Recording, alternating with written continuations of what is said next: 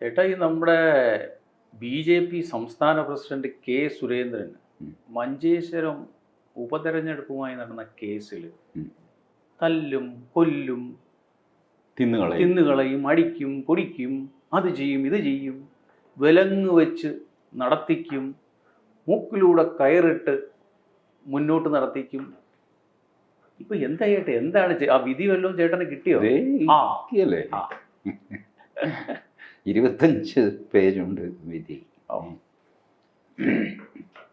In the court of session Kasaragod sessions കോടതി, Shri Sanu S Panicker sessions ജഡ്ജി, അദ്ദേഹത്തിൻ്റെ വിധിയാണ് കഴിഞ്ഞ 5-ാം തീയതി ഒക്ടോബർ 5, 2024 വിധി. വെള്ളിയാഴ്ച. ഞാനതിൻ്റെ അത് അല്പം ബുദ്ധിമുട്ടി വിധി കിട്ടാനായിട്ട്. സാധാരണ കോടതി വെബ്സൈറ്റിൽ പോയാൽ കിട്ടേണ്ടതാണ്. അതെന്തോ വെബ്സൈറ്റിൻ്റെ എന്തോ തകരാറ് കൊണ്ട് കിട്ടിയില്ല.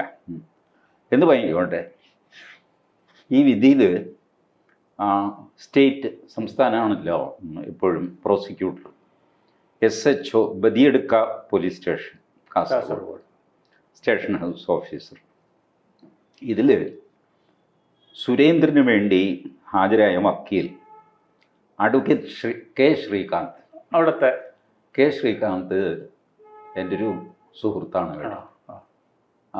ശ്രീകാന്ത് അവിടെ കാസർഗോഡ് ജില്ലാ പ്രസിഡൻ്റായിരുന്നു BJPയുടെ. നല്ലൊരു ഫൈൻ അഡ്വക്കേറ്റ് വേണം.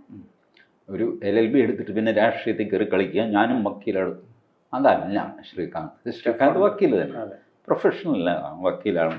ശ്രീകാന്താണ് ആർഗ്യൂ ചെയ്യുന്നത്. വേറെയും വക്കീലന്മാരുണ്ട് കേട്ടോ. In the presence of Shri PV Hari, Shri K Sreekanth, Shrimati Sushama, ഇവരൊക്കെ. പബ്ലിക് പ്രോസിക്യൂട്ടറുണ്ട്. അത് കൂടാതെ നമ്മുടെ ഷുക്കൂർ വക്കീലുണ്ടല്ലോ, അതെ, നമ്മുടെ അഡ്വക്കേറ്റ് ഷുക്കൂർ, കുറച്ചാൾക്ക് വിവാഹം register C Shukkur, learned special public prosecutor, അദ്ദേഹം ഉണ്ടായിരുന്നു. സ്പെഷ്യൽ പബ്ലിക് പ്രോസിക്യൂട്ടറായിട്ട് ഷുക്കൂറും ഉണ്ടായിരുന്നു. അപ്പോൾ തരക്കേടില്ലാത്ത നിരയാണ് രണ്ട് വശത്തും. ഒരു ലോവർ കോർട്ടിനെ സമയത്തോളം ശ്രീകാന്തും ഷുക്കൂറും, പിന്നെ ഒരു ഗോപാലൻ നായർ എന്നൊക്കെ പറഞ്ഞ് വേറെ വക്കീലന്മാരും ഒക്കെ ഉണ്ട്. ഏതായാലും നല്ല സ്ട്രോങ് ആയിട്ട് അവർ ഫൈറ്റ് ചെയ്ത ഒരു കേസാണ്. പക്ഷേ നിർഭാഗ്യവശാൽ അവർ തോറ്റുപോയി. ഇതൊരു ഡിസ്ചാർജ് പെറ്റീഷനാണ്. ഇത് നമ്മുടെ ലാവ്ലിൻ കേസിൽ പിണറായി വിജയൻ കൊടുത്ത ലാവ്ലിൻ കേസിൽ എന്ന് നമ്മൾ പറയുന്നത് അതൊരു ഡിസ്ചാർജ് പെറ്റീഷനാണ്. ലാവ്ലിൻ കേസിൽ സംഭവിച്ചത് എന്താ? പിണറായി വിജയൻ ഡിസ്ചാർജ് പെറ്റീഷൻ കൊടുത്തു. പിണറായി വിജയൻ അടക്കം 3-4 പേരെ ഡിസ്ചാർജ് ചെയ്തു. 3-4 പേരെ ഡിസ്ചാർജ് ചെയ്യാൻ പറ്റില്ല എന്ന് പറഞ്ഞു. അപ്പോൾ ഡിസ്ചാർജ് ചെയ്തവർ, ഡിസ്ചാർജ് കിട്ടാഞ്ഞവർ ഹൈക്കോടതിയിൽ വന്നു. ഡിസ്ചാർജ് കിട്ടിയവർക്കെതിരെ CBIയും ഹൈക്കോടതിയിൽ വന്നു. ഹൈക്കോടതി ഇത് നോക്കിയിട്ട് കുറേ പേരെ ഡിസ്ചാർജ് ചെയ്തു, വേറെ കുറച്ച് പേരെ ചെയ്യാൻ പറ്റില്ല എന്ന് പറഞ്ഞു. വീണ്ടും ചെയ്തത് ചെയ്തുകൂടായിരുന്നു എന്നും ചെയ്യാഞ്ഞത് ചെയ്യണമായിരുന്നു എന്നും പറഞ്ഞുകൊണ്ട് സുപ്രീം കോടതിയിൽ അപ്പീൽ. ഇതാണ് സാധനം. അതാണ് എത്രയും നാളായി കിടക്കുന്നത്. ഇതുപോലെ കെ സുരേന്ദ്രൻ്റെയും ഡിസ്ചാർജ് പെറ്റീഷനാണ്. അതായത് എനിക്ക് ഈ കേസിൽ യാതൊരു ബന്ധവുമില്ല, ഇതിനകത്തൊന്നും ഒരു കഴമ്പുമില്ല, വെറുതെ ജീവിക്കുന്ന എന്നെ ഉപദ്രവിക്കാനായിട്ട് ഇവരില്ലാത്ത വകുപ്പുകളൊക്കെ എഴുതി തല്ലിക്കൂട്ടി FIR ഒക്കെ ഇട്ട് കേസാക്കിയിരിക്കുകയാണ്, എന്നെ ഒഴിവാക്കി തരണം. ഇതാണ് ഡിസ്ചാർജ് പെറ്റീഷൻ. ഇതാണ് സത്യം പറഞ്ഞാൽ ഈ സോ കോൾഡ് ലാവ്ലിൻ കേസിലും പിണറായി വിജയൻ ഇതിൻ്റെ സബ്സ്റ്റൻസ്, വകുപ്പ്, ചട്ടം, ആർഗ്യുമെൻസ് ഒക്കെ ഒരുപാടുണ്ടാകും. 10-500 പേജൊക്കെ ഉണ്ടാവും. ബട്ട് സാധാരണക്കാർ മനസ്സിലാക്കേണ്ട ഒരു കാര്യം, ഡിസ്ചാർജ് പെറ്റീഷൻ എന്ന് പറഞ്ഞാൽ, എൻ്റെ പോനി ചേട്ടാ, ഞാൻ നിരപരാധിയാണ്, എനിക്കെതിരെ ഒന്നുമില്ല, ഈ കെട്ടിപ്പൊക്കി 10,000-2000 പേജ് ഇവർ എഴുതി വെച്ചിരിക്കുന്നു എന്നുള്ളതല്ലാതെ ഇതിലൊന്നും ഞാൻ മനസ്സാവാൻ കർമ്മണ അറിഞ്ഞതല്ല, അതുകൊണ്ട് എന്നെ വെറുതെ വിടണം. ഇതാണ് ഡിസ്ചാർജ് പെറ്റീഷൻ്റെ അന്തസ്സത്ത. കെ സുരേന്ദ്രനും ഇത് തന്നെയാണ് ചേട്ടാ പറഞ്ഞത്. മനഃപൂർവ്വം കെട്ടിച്ചമച്ച എന്നെ കൊടുക്കാൻ വേണ്ടി ഞാൻ അതിലേ പോയി ഇതിലേ പോയി എന്നൊക്കെ പറഞ്ഞിട്ട് അവിടെ തെളിവ്, സുരേന്ദ്രൻ പോയതിന് തെളിവ്, ശരി പോയി എന്ന് പറഞ്ഞിട്ട് അങ്ങനെ കൊലപാതകം ചെയ്തെന്നാവുന്നുണ്ടോ? അതിൽ പോയതാണ്. വീഡിയോ കാണിക്കുന്നു ചാനലുകളൊക്കെ. കൊല എവിടെ? പിന്നെ സുരേന്ദ്രൻ സുന്ദരയെ ഫോൺ ചെയ്തു. സുരേന്ദ്രൻ ഞാൻ ഫോൺ ചെയ്തു, അതിനെന്താ? ഈ വലിയ പാടാണ്. നിങ്ങൾ എതിർ രാഷ്ട്രീയ കക്ഷിയിലായി കഴിഞ്ഞാൽ, പ്രത്യേകിച്ച് പിണറായി വിജയൻ്റെ ടാർഗറ്റിലാണെങ്കിൽ വലിയ പ്രയാസമാണ്. നിങ്ങൾ ഫോൺ ചെയ്താൽ കുറ്റം, ബസ്സിന് പോയാൽ കുറ്റം, കാറിൽ പോയാൽ കുറ്റം, ഇതൊക്കെ ഒഫൻസാണ്. ഇത് തെളിവാണ്. അതായിരിക്കും മനസ്സിലാവുന്നത്. തെളിവായിട്ട് ഹാജരാക്കി. കെ സുരേന്ദ്രൻ കൊലപാതകം ചെയ്തതിന് തെളിവ് എന്താ? കെ സുരേന്ദ്രൻ കൊലപാതകത്തിൻ്റെ ദിവസം എറണാകുളത്ത് വന്നിരുന്നു. കെ സുരേന്ദ്രനല്ലേ, ലക്ഷക്കണക്കിന് ആൾക്കാർ ആ ദിവസം എറണാകുളത്ത് വന്നിട്ടുണ്ട്. പക്ഷേ കെ സുരേന്ദ്രൻ വന്നു കെ സുരേന്ദ്രൻ നിഷേധിക്കുന്നില്ല. പക്ഷേ അന്ന് വൈകുന്നേരം വീഡിയോ തെളിവിറങ്ങും. എറണാകുളത്ത് MG റോഡിൽ കൂടെ കെ സുരേന്ദ്രൻ നടന്നു പോകുന്നതായിട്ട് വീഡിയോ. കെ സുരേന്ദ്രനെതിരെ കുരുക്കു മുറുകുന്നു. എന്ത് മുറുകാൻ? ഇത് തന്നെയാണ് ഈ കേസിന് സംഭവിച്ചത്. ഞാനിത് കൂടുതലൊന്നും പറയുന്നില്ല. ഈ 2021 തെരഞ്ഞെടുപ്പിൽ 2021 in the Kerala legislative assembly election 2021 അതിൽ കെ സുരേന്ദ്രൻ മഞ്ചേശ്വരത്ത് സ്ഥാനാർത്ഥിയായിരുന്നു. അവിടെ തന്നെ BSP സ്ഥാനാർത്ഥിയായിരുന്നു കെ സുന്ദര എന്ന ആൾ, who belongs to scheduled caste community. അപ്പോൾ ഇതിൽ സുരേന്ദ്രനെതിരെ ഷെഡ്യൂൾഡ് ട്രൈബ് അട്രോസിറ്റീസ് ആക്ട് അതും വെച്ചിട്ടുണ്ട്. നമ്മൾ PV ശ്രീനിജൻ്റെ ഒക്കെ തുരുപ്പിയിട്ടുണ്ടല്ലോ. അടുത്തുകൂടെ പോയാൽ കാറ്റ് തട്ടിയാൽ ഷെഡ്യൂൾഡ് ട്രൈബ് അട്രോസിറ്റി. ഒരു മനുഷ്യൻ നടന്നു പോകുമ്പോൾ ഇച്ചിരി കാറ്റ് വീശുമല്ലോ, അത് തട്ടിയാൽ മതി, അട്രോസിറ്റിയായി. അപ്പോൾ അങ്ങനെ പറഞ്ഞു. അതിന് പുള്ളിയുടെ ഈ സുന്ദരയോട് പറഞ്ഞു തൻ്റെ നോമിനേഷൻ പിൻവലിക്കണം എന്ന് പറഞ്ഞ് അയാൾക്ക് കുറേ കാശ് കൊടുത്തു, ഭീഷണിപ്പെടുത്തി, അയാളെ തട്ടിക്കൊണ്ടുപോയി വേറൊരു സ്ഥലത്ത് കൊണ്ടുപോയി താമസിപ്പിച്ചു. അയാളെ ബലം പ്രയോഗിച്ച് റിട്ടേണിംഗ് ഓഫീസറുടെ മുമ്പിൽ കൊണ്ടുപോയിട്ട് നോമിനേഷൻ പിൻവലിപ്പിച്ചു. അയാളുടെ അമ്മയ്ക്ക് കൈക്കൂലി കൊടുത്തു, 2.5 ലക്ഷം രൂപ. ഇരിക്കട്ടെ ചേച്ചി, അല്ല ഇതൊന്നും വേണ്ടായിരുന്നു, അല്ല എൻ്റെ ഒരു സന്തോഷം എന്ന് പറഞ്ഞു. സ്മാർട്ട് ഫോണും എനിക്കറിയാമല്ല, സ്മാർട്ട് ഫോൺ കൊടുത്തു, എന്തെല്ലാം ചെയ്തു. ഈ സുന്ദര എന്ത് ചെയ്തു? പുള്ളി അന്നേ പോലീസ് സ്റ്റേഷനിൽ പോയിട്ട് പറഞ്ഞു, ഞാനിതൊന്നും ചെയ്തിട്ടില്ല, ഞാൻ BJPയിൽ ചേർന്നു, ഞാൻ പത്രസമ്മേളനം നടത്തി, ഞാൻ വിളിച്ചു പറഞ്ഞു ഞാൻ BSP വിട്ടു, BJPയിൽ ചേർന്നു, എൻ്റെ നോമിനേഷൻ ഞാൻ പിൻവലിച്ചു, ഇതാണ് എൻ്റെ സത്യാവസ്ഥ, അല്ല ഞാൻ കാശൊന്നും മേടിച്ചിട്ടില്ല. അപ്പോൾ ഇവർ വാദിച്ചു. കാരണം ഇതിനിടയ്ക്ക് ഈ മനുഷ്യനെന്തോ ആശുപത്രിയിൽ കാശ് ചിലവാക്കി, മറ്റേ ചിലവാക്കി.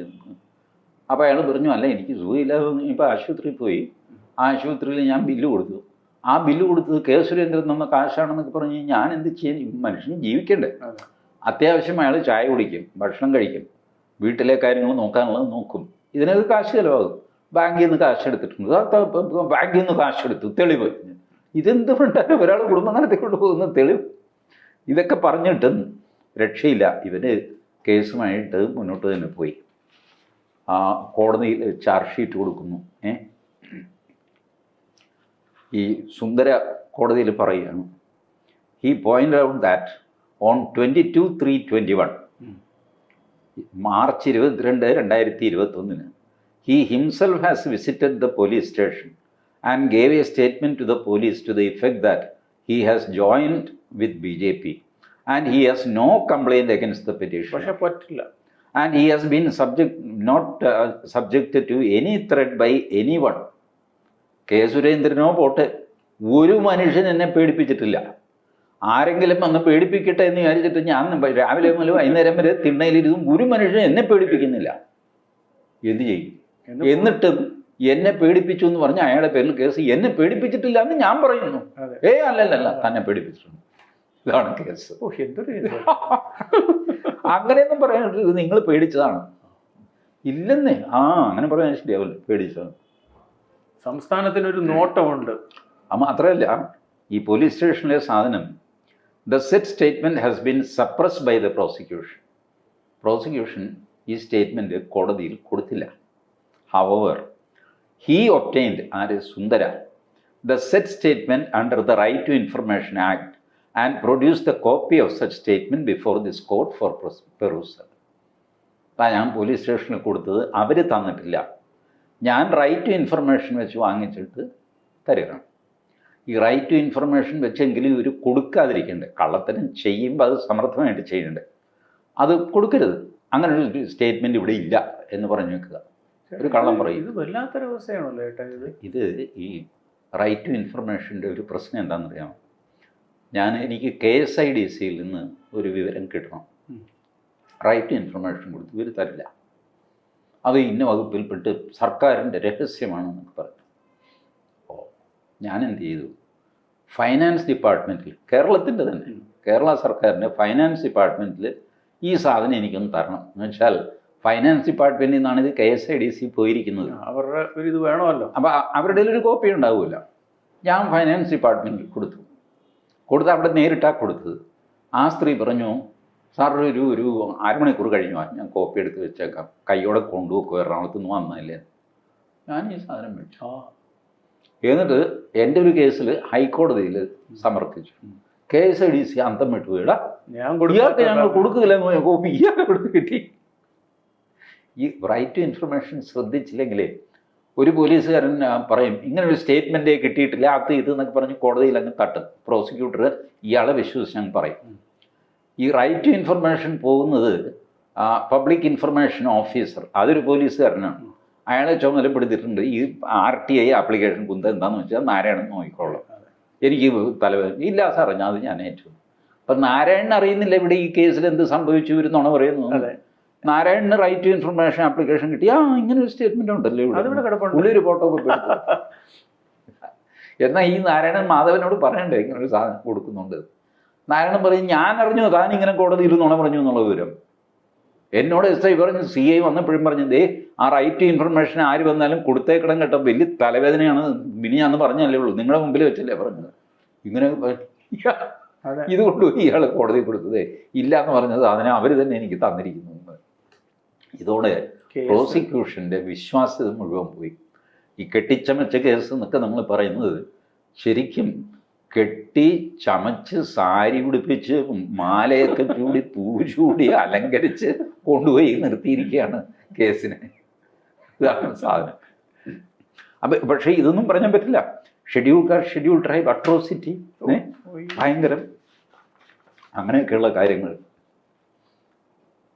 അപ്പോൾ ഇദ്ദേഹം ഷുക്കൂർ വക്കീൽ വാദിച്ചു, ഈ പറഞ്ഞൊന്നും ശരിയല്ല, ഇങ്ങനെ പേടിപ്പിച്ചതാണ്. Threaten to withdraw his nomination in the election from the Manjeshwaram constituency and to which he was detained by the petitioner along with other accused in a house at Josekal, JOSCKAL.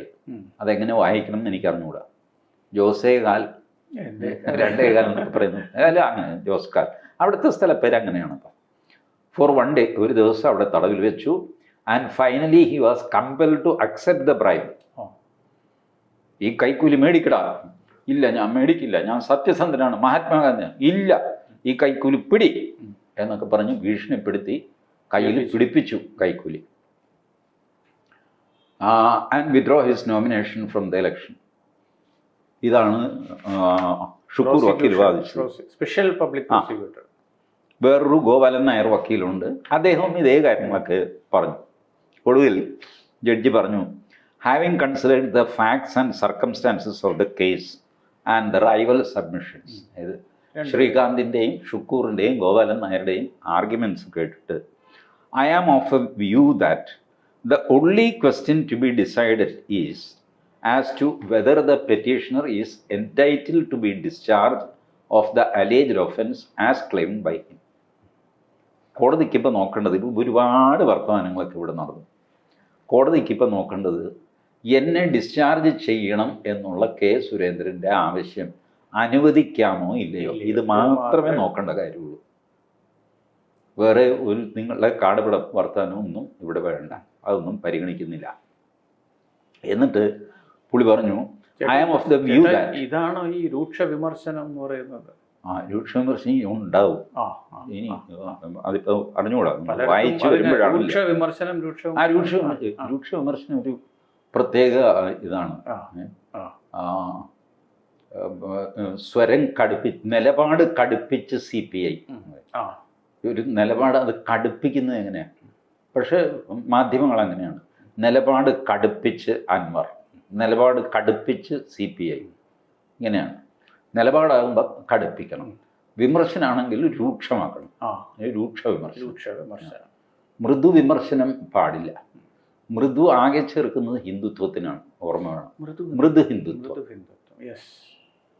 മൃദു ഇസ്ലാം എന്ന് കേട്ടിട്ടുണ്ടോ? ഇല്ല. മൃദു ക്രിസ്ത്യാനിറ്റി ഇല്ല.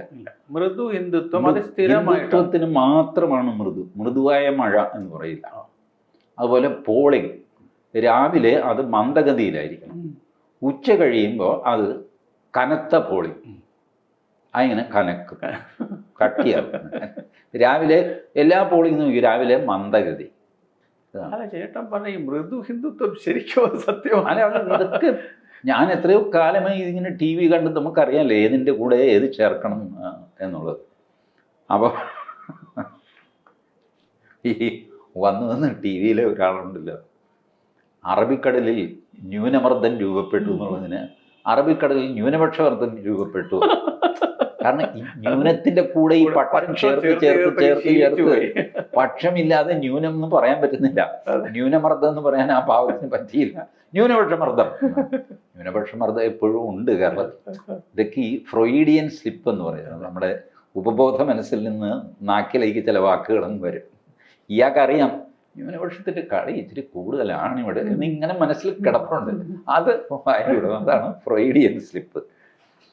ഇരിക്കട്ടെ, അങ്ങനെ പോയിട്ട് ഒയ്യോ വാദവും മറുവാദവും ഒക്കെ ആയിട്ട് എനിക്കറിയാം. പിന്നെ കുറേ പേജുകളുണ്ട്, അതിനകത്ത് സബ്സ്റ്റൻസ് ഇതേ ഉള്ളൂ. ഇയാളെ തട്ടിക്കൊണ്ടുപോയി ബലം പ്രയോഗിച്ച് കൈക്കൂലി കയ്യിൽ പിടിപ്പിച്ചിട്ട് ബലം പ്രയോഗിച്ച് നോമിനേഷൻ വിഡ്രോ ചെയ്തു, ബലം പ്രയോഗിച്ച് പത്രസമ്മേളനം നടത്തി, ബലം പ്രയോഗിച്ച് ഞാൻ BJP-യിൽ ചേർന്നു എന്ന് പറയിച്ചു. കംപ്ലീറ്റ് ബലപ്രയോഗമാണ്. ഇതാണ് ഈ പല രീതിയിൽ അങ്ങോട്ടും ഇങ്ങോട്ടും ഒക്കെ വാദിക്കുന്നത്.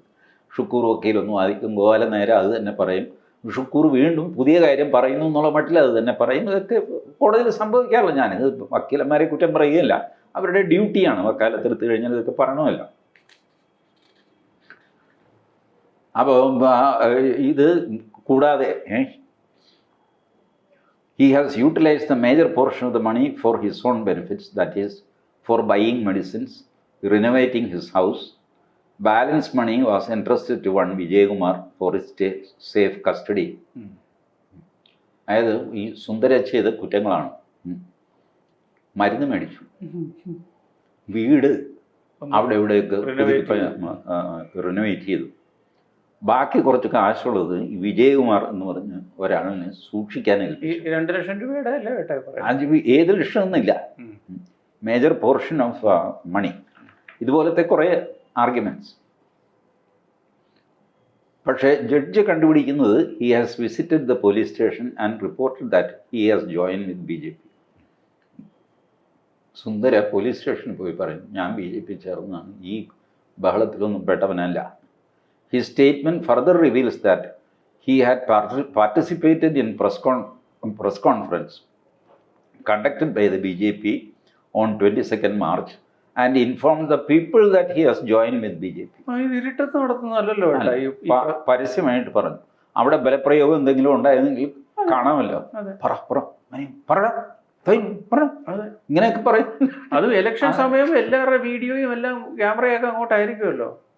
കോടതി പറയുന്നു, therefore I have no hesitation to believe that he was not subjected to any type of wrongful confinement or detention by the accused as alleged by the prosecution.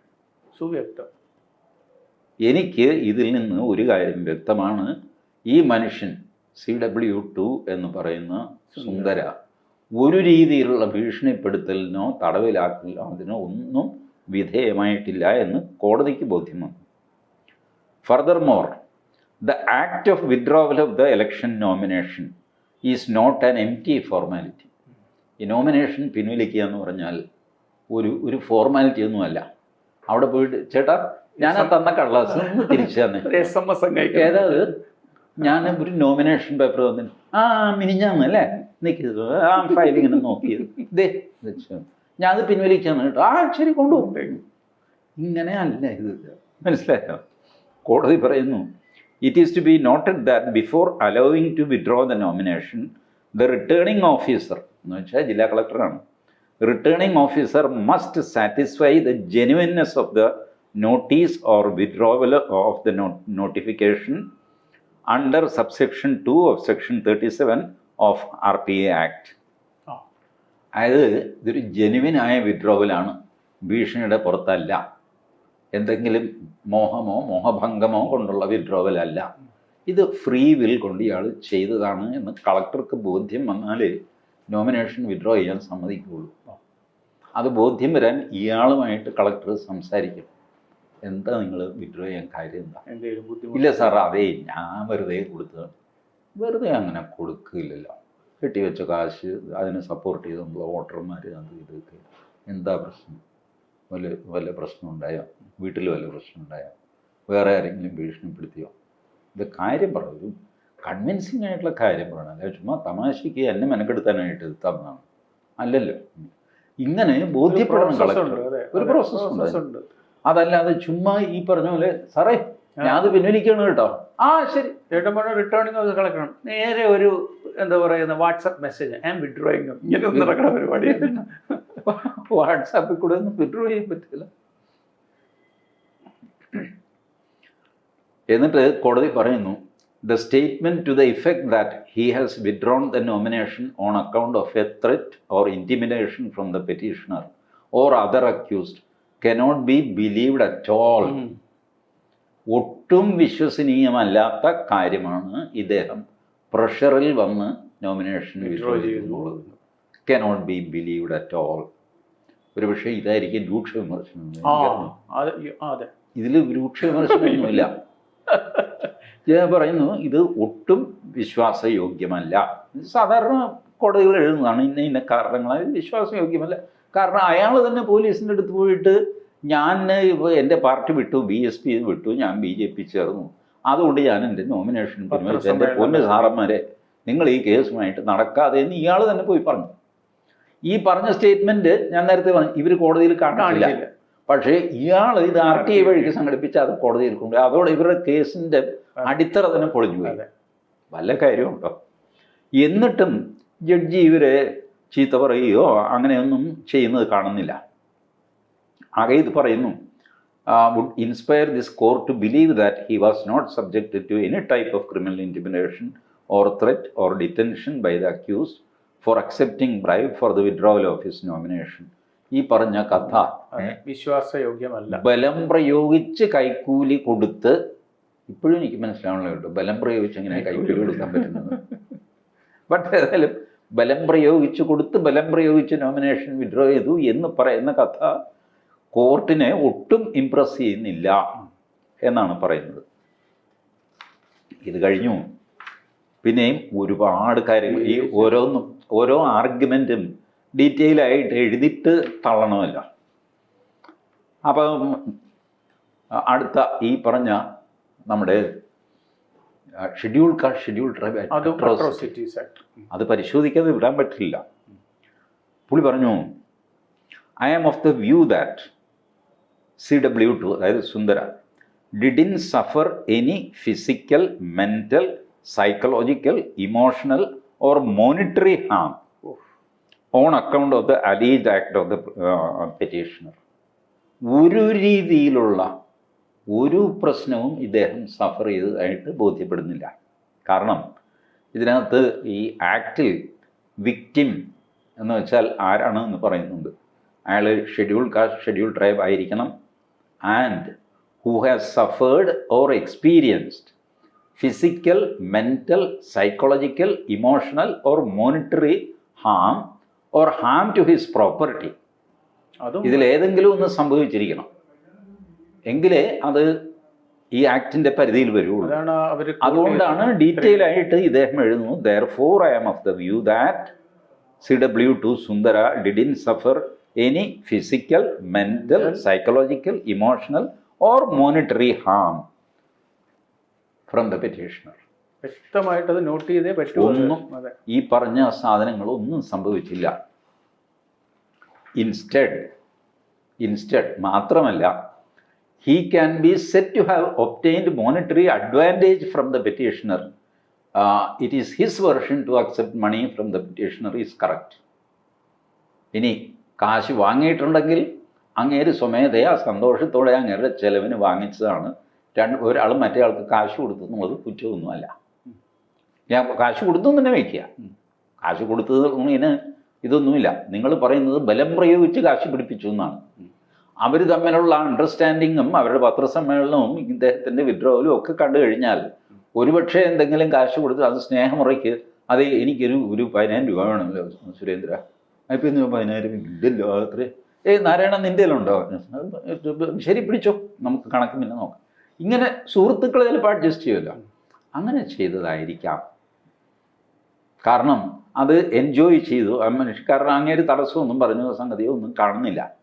Merely because the alleged victim is a member of the scheduled caste or scheduled tribes community, the offence punishable under section would not automatically attract against the accused. ഇയാൾ scheduled caste scheduled tribe ആണ് എന്നുള്ള ഒറ്റ കാരണം കൊണ്ട് ഇതല്ലാത്ത ഒരാളിനെ ഈ ആക്റ്റിൽ പെടുത്തി ശിക്ഷിക്കാൻ സാധ്യമല്ല. ഷെഡ്യൂൾഡ് കാസ്റ്റുകാരന് നിങ്ങൾ 10,000 രൂപ കൊടുത്തു, 5,000 രൂപ തിരിച്ചു തന്നു, വേറെ 5,000 രൂപ ഉണ്ട്, മറ്റേ 5,000 രൂപ എനിക്ക് തരാനുണ്ടല്ലോ, ഇച്ചിരി ടൈറ്റാണ്, ഞാൻ അടുത്ത ആഴ്ച തരാം. ഇത് പറഞ്ഞു കഴിഞ്ഞാൽ schedule caste schedule tribe harassment ആവുക. മോണിറ്ററി ഹറാസ്മെൻറ്റ്, കിട്ടാനുള്ള കാശ് തിരിച്ചു വെച്ചത്. ഇങ്ങനെയൊക്കെ പല ഡീലിങ്സിനൊക്കെ ഇപ്പോൾ കോടതി പറയുന്നത് ഈ പറഞ്ഞ സാധനങ്ങളൊന്നും തന്നെ നിങ്ങളുടെ ഈ ആക്റ്റിൽ പെടുന്നതല്ല. ചേട്ടൻ പറഞ്ഞപ്പോൾ എനിക്ക് ഓർമ്മ വന്ന ചേട്ടൻ ഒരു കേസിൽ പറഞ്ഞ പോലെ ബലാലില്ലായിരുന്നു സംഘം ഉണ്ടായിരുന്നു പറഞ്ഞു. ഇനി ഇതിൻ്റെ എലക്ഷൻ പാർട്ട്, ഇതൊരു എലക്ഷൻ ഒഫൻസ് കൂടെയാണ്. അപ്പോൾ അതും ഇവർ കൊണ്ടുവന്നിരുന്നു. അതിൽ കോടതി പ്രധാനമായിട്ട് പറഞ്ഞു, നിങ്ങൾ 1 വർഷവും 7 മാസവും കഴിഞ്ഞിട്ടാണ് ഈ വകുപ്പുമായിട്ട് കോടതിയിൽ വരുന്നത്. കേസ് തുടങ്ങി 1 വർഷവും 7 മാസവും. 1 വർഷത്തിനുള്ളിൽ നിങ്ങൾ ഈ ഒഫൻസ് ഉണ്ടെങ്കിൽ കോടതിയെ അറിയിക്കേണ്ടതാണ്. 1 വർഷവും പിന്നെ 7 മാസവും 1.25 വർഷം കഴിഞ്ഞാണ് നിങ്ങൾക്ക് ഈ ബോധോദയം ഉണ്ടാകുന്നത്. അത് എനിക്ക് കൺസിഡർ ചെയ്യാൻ പറ്റില്ല, എനിക്ക് ജൂറിസ്ഡിക്ഷൻ ഇല്ല. മാത്രമല്ല നിങ്ങൾ ഈ ഡിലേക്ക് തക്കതായ ഒരു കാരണം പറഞ്ഞിട്ടുമില്ല. നീ ഈ കോടതിക്ക് ചെയ്യാൻ അധികാരം ഉണ്ടെന്ന് തന്നെ വയ്ക്കുക. ഉണ്ടെങ്കിൽ തന്നെ നിങ്ങൾ അതിനൊരു കാരണം പറയണ്ടേ. സാധാരണ ഇതിൽ നമ്മൾ ഇപ്പോൾ സുപ്രീം കോടതിയിൽ, ഹൈക്കോടതിയിൽ നിന്ന് സുപ്രീം കോടതിയിൽ അപ്പീൽ പോകാൻ 90 ദിവസമാണ്. നമ്മൾ ചിലപ്പോൾ 90 എന്നുള്ളത് 100 ദിവസമാണ്. ആദ്യം ചെയ്യുന്നത് ഒരു ഡിലേ കണ്ടോണേഷൻ പെറ്റീഷൻ ഏറ്റവും മുകളിൽ വയ്ക്കും. ഇതിൽ 10 ദിവസം ഞാൻ ലേറ്റായിട്ടുണ്ട്, അത് ഈ ഡോക്യുമെൻറ്റ്സ് ഒക്കെ സംഘടിപ്പിക്കാനും ഡ്രാഫ്റ്റ് ചെയ്യാനും യാത്ര ചെയ്യാനും ഒക്കെ ആയിട്ട് വന്ന തിരക്കുകൾ കൊണ്ടാണ്. കോടതിയിൽ നിന്ന് ദയവ് ചെയ്ത് ആ ഡിലേ കണ്ടോൺ ചെയ്തിട്ട് എൻ്റെ പെറ്റീഷൻ പരിഗണിക്കണം. കോടതി പറയും 10 ദിവസം ഡിലേഡാണ്, തോട്ടെ. സർക്കാരൊക്കെ ആണെങ്കിൽ 1-2 വർഷമാണെങ്കിൽ ചിലപ്പോൾ കോടതി പറയും സർക്കാരിൻ്റെ പോക്ക് നമുക്കറിയാമല്ലോ. സർക്കാർ കാര്യം മുറ പോലെ നടക്കുമ്പോൾ 1-2 വർഷമൊന്നും സർക്കാരിന് ഡിലേ അല്ല. കോടതിക്ക് അത് വലിയ ഡിലേ ആയിട്ട് തോന്നാറില്ല. കോടതി അങ്ങ് കണ്ടോൺ ചെയ്യും. കഴിഞ്ഞ ദിവസം 17 വർഷം ഡിലേ. കോടതി പറഞ്ഞു ഇത് എന്തോന്നായത്, 17 വർഷത്തെ ഡിലേ കണ്ടോൺ ചെയ്യാനായിട്ട് പറ്റില്ല എന്ന് പറഞ്ഞു സുപ്രീം കോടതി. ആ ഒരു കേസിൽ 17 വർഷം കഴിഞ്ഞിട്ടൊക്കെയാണ് എന്ത് പറ്റും, നിങ്ങൾക്കൊരു ന്യായം പറയാൻ വേണ്ടേ. അയാൾ പറഞ്ഞു അല്ല ഞാൻ തിരക്കായിരുന്നു. 17 വർഷം നിങ്ങൾക്ക് തിരക്കായിരുന്നു, അപ്പീലേക്ക് ഫയൽ ചെയ്യാൻ പറ്റിയില്ല, എന്ത് പരിപാടിയാണ്, പറ്റില്ല, എടുത്തില്ല. ഇങ്ങനെയാണ് ഡിലേ. എന്ത് വാങ്ങിക്കോട്ടെ, പുള്ളി പറഞ്ഞു ഇത് ഡിലേഡ് ആയിട്ടുള്ള സംഭവമാണ്. മാത്രമല്ല ഇനി ഡിലേ അല്ലാതെ തന്നെ ഇത് പരിശോധിച്ച് കഴിഞ്ഞാൽ പ്രൈമാ ഫേസി ഒരു ഇലക്ഷൻ കേസ് കാണുന്നില്ല. ഇനി രൂക്ഷ വിമർശനം എത്തുമോ ചേട്ടാ? രൂക്ഷ വിമർശനം എത്തിയിട്ടില്ല, അതാണ്. ഇനിയും പേജ് ഉണ്ടല്ലേ? ഇല്ല, ഞാൻ പേജുകളൊക്കെ ഇപ്പോൾ തീരാറായി. It is to be noted that the accuser alleged to have destroyed their mobile phone. അത് ഇതിലെങ്ങും ഒരു രൂക്ഷ വിമർശനവും ഞാൻ കാണുന്നില്ല കേട്ടോ.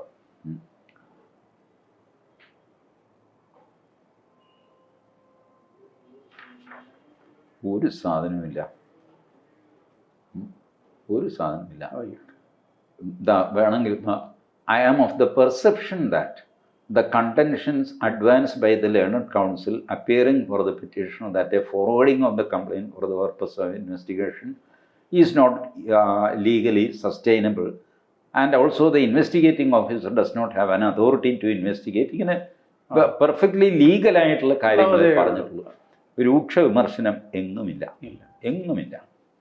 In the result this petition stands allowed. The petition is discharge of the alleged offences. ഇതൊക്കെ രൂക്ഷ വിമർശനമാണ്, ഒന്നുമല്ല. ഈ രൂക്ഷ വിമർശനം വരുന്നത് എങ്ങനെയാണെന്നറിയാമോ? അവസാനത്തെ പേജ് വെറുതെ with the above observation this petition stands disposed of. ഇത്രേ കോടതി പറഞ്ഞിട്ടുള്ളൂ. Signed sessions judge Kasaragod. True copy ശിരസ്തദാർ typed by Rashmi P, compared by Sajith Kumar. ഇനി സജിത് കുമാർ എന്ന് പറഞ്ഞതാണ് രൂക്ഷ വിമർശനം. ഈ രൂക്ഷ വിമർശനത്തിൻ്റെ ആവശ്യം അതാണ് ഇതിൻ്റെ പൊളിറ്റിക്സ്. അതായത് പിണറായി വിജയൻ സുരേന്ദ്രനെ സംരക്ഷിച്ചു.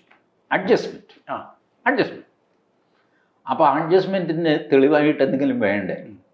അപ്പോൾ കോടതി രൂക്ഷമായിട്ട് പ്രോസിക്യൂഷനെ വിമർശിച്ചു. അപ്പോൾ അത് തെളിവായി. ഇപ്പം ഇതെല്ലാം കഴിഞ്ഞിട്ട് ഇതിൻ്റെ ആ എലക്ഷൻ കേസിൻ്റെ പാർട്ട് 1 വർഷവും 7 മാസവും താമസിച്ചില്ലേ? അത് മനഃപൂർവ്വം താമസിപ്പിച്ചതാണ്. മനഃപൂർവ്വം ഉണ്ടാക്കി. അത് സമയത്തിന് കൊടുത്തിരുന്നു എന്ന് വെച്ചോ, അപ്പോഴും അത് നിലനിൽക്കില്ല. അത് ഈ ജഡ്ജ്മെൻറ്റിൽ പറയുന്നുണ്ട്. നിങ്ങളിത് സമയത്തിന് വന്നാൽ പോലും നിൽക്കില്ലായിരുന്നു, പക്ഷേ സമയത്തിന് വരാത്തത് കൊണ്ട് ഞാൻ ആ ഏരിയയിലേക്ക് കടക്കുന്നില്ല എന്നാണ് പുള്ളി പറയുന്നത്. അതെ, വന്നാൽ പോലും അതിൽ സബ്സ്റ്റൻസ് ഇല്ല. അപ്പോൾ ഇതല്ല രൂക്ഷ വിമർശനം. ഇല്ല, രൂക്ഷ വിമർശനം ഒരു രാഷ്ട്രീയ ആവശ്യമാണ് ഇപ്പോൾ കേരളത്തിൽ. പിണറായി വിജയനും കെ സുരേന്ദ്രനും തമ്മിൽ ഒരു ധാരണയുണ്ട് ഇങ്ങനെ ആവർത്തിച്ച് പറയില്ല. ഈ പണ്ട് പറയാറുണ്ട്, 6 പോകുന്നവൻ 100 പ്രാഗിയാൽ 6 വെക്കും. വെറുതെ വള്ളം തുഴഞ്ഞ് ആറ്റിലൂടെ പോകുന്ന ഒരുത്തൻ ചുമ്മാ വേറൊരുത്തനെ നോക്കിയിട്ട് നീ മുടിഞ്ഞു പോകൂടാ, കാലമാണ് അതിൻ്റെ, പിള്ളേർക്ക് ഗുണം പിടിക്കണം, നീ തീ പിടിച്ചു കൂടാ, നിങ്ങളുടെ തെങ്ങിന് ഇടിവിട്ടുകൂടാ, അതിൻ്റെ പശു എത്തുകൂടാ, ഇങ്ങനെ 100 തവണ പ്രാഗെന്ന് വെച്ചോ, അതിലൊരു 6 കേൾക്കും. ചിലപ്പോൾ ഇയാളുടെ തെങ്ങ് ഇടിവിട്ട് പോകും, അല്ലെങ്കിൽ പശു ചത്തുപോകുമോ, പശുത്തൊഴുത്ത് ഇടിഞ്ഞു വീഴുമോ, എന്തെങ്കിലും സംഭവിക്കും. അപ്പം മറ്റവൻ്റെ പ്രാക്ക് ഇതാണ്. അപ്പോൾ ഇതുപോലെ അഡ്ജസ്റ്റ്മെൻറ്റ് എന്ന് പറഞ്ഞാൽ ആരെങ്കിലും 100 പേരോട് പറഞ്ഞു കഴിയുമ്പോൾ 6 പേര് സംശയിക്കും. അഡ്ജസ്റ്റ്മെൻറ്റ് കാണുമല്ലേ? അല്ലെങ്കിൽ സുരേന്ദ്രനെ വെറുതെ വിടുന്നത് എങ്ങനെയാ കോടതി? കോടതിയോട് പിണറായി വിജയൻ പറയണ്ടേ, പിടിക്കടാ അവനെ എന്ന് പറയണ്ടേ? അതൊന്നും പിണറായി പറയൂല. ഈ ആൾക്കാർക്ക് അറിയാമില്ല കോടതിയെ സ്വാധീനിക്കാൻ പറ്റില്ല, മുഖ്യമന്ത്രിക്ക് ഒരു ജഡ്ജിയെ ഫോൺ ചെയ്യാനൊന്നും പറ്റില്ല എന്നുള്ള കാര്യം സാധാരണക്കാർക്ക് വിഷയമല്ല. അതാണ് ഈ 6 പണ്ട് മുതലേ കാരണന്മാർ 100ൽ 6 എന്ന് പറയാൻ കാര്യം 6% പോട്ടന്മാർ ഇതൊക്കെ വിശ്വസിക്കും.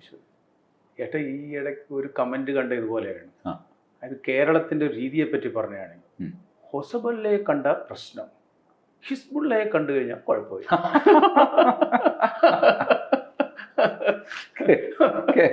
കേരളത്തിൽ ആ ഒരു മൈൻഡ് സെറ്റാണ്. പ്രത്യേകിച്ച് നമ്മുടെ മാധ്യമങ്ങൾക്കും ഇടതുപക്ഷ മതനിരപേക്ഷ ജനാധിപത്യ വർഗ ബഹുജന ഡിമാൻഡ് ഗുണ്ടന്മാർക്കെല്ലാം തന്നെ ഉള്ള ഒരു ഇക്വേഷനാണ്. Hosebullah is bad, Hizbullah is good. Okay, right.